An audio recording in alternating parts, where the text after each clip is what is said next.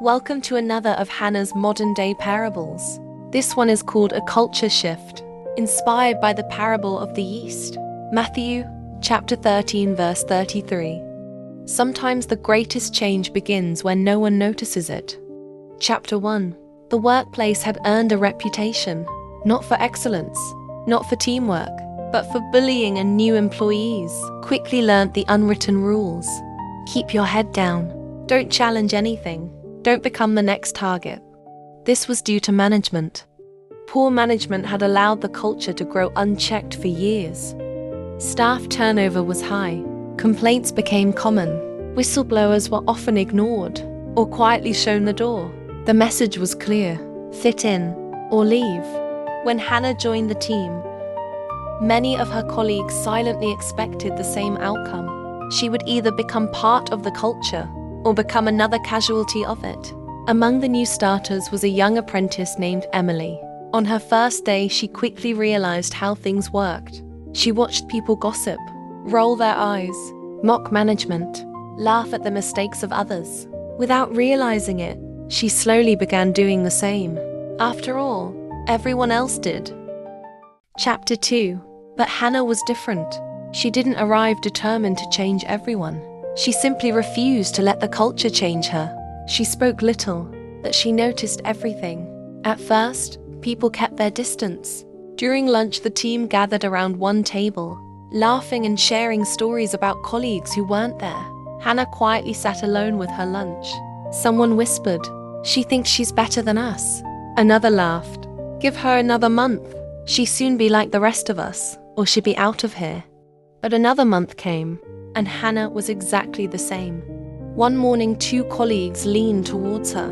"Did you hear what Sarah did yesterday?" Everyone waited for Hannah to join in. Instead, she smiled gently and said, "I actually noticed how patient Sarah was with that difficult client." The room fell strangely quiet. Within moments, the conversation moved on.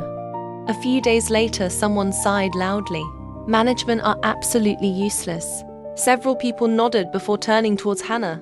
She calmly replied, "They have some difficult decisions to make. Perhaps we should be patient with them instead." No lecture, no criticism, no attempt to prove anyone wrong, just a different response. Another afternoon, a young colleague made an embarrassing mistake during a team meeting. As soon as the meeting ended, laughter echoed around the office. "I can't believe she did that. She never lived that one down." Hannah didn't laugh. She quietly found the young woman making herself a cup of tea. "You handled that better than you think," Hannah said with a smile. "Tomorrow will be easier." The young woman smiled back, relieved. Weeks turned into months. People still expected Hannah to change. Instead, something almost invisible began happening. One afternoon, someone whispered, "Did you hear about James?" Before Hannah could answer, Emily quietly spoke, "Let's not talk about him while he's not here." Everyone looked at her. The conversation stopped. A week later, another employee made a mistake. The office fell into that familiar silence before the jokes usually began. Instead, someone said, "We've all made mistakes. Let's help them get it right next time." The atmosphere shifted almost unnoticed. One rainy afternoon, Hannah herself had a difficult day. She was tired, frustrated, even discouraged. A colleague nudged her with a grin. "Go on, Hannah. Surely even you've got something negative to say about him." For a brief moment, she was tempted. It would have been easier to join in. Instead, she smiled. "I'd rather pray for him than speak against him." No one replied. The conversation quietly ended. Chapter 3. 6 months later, the office manager walked through the department, as he had done hundreds of times before. Then he stopped. People were laughing, not at someone, but with one another. Colleagues were helping each other. New starters looked relaxed. There was warmth, patience, respect. He looked around the room and quietly asked, "What happened in here?" No one really knew. Nothing about the office had changed. The same desks, the same computers, the same walls, the same people. Yet somehow, everything was different. Staff turnover began to fall. Complaints became fewer. Clients commented on how welcoming the team had become. Months later, another new employee joined the department. At lunchtime, someone began gossiping about a colleague who wasn't there. Before Hannah could even lift her head, Emily smiled kindly and said, "Let's not do that. She's not here to defend herself." The conversation immediately changed. Hannah looked around the room. She hadn't spoken. She didn't need to.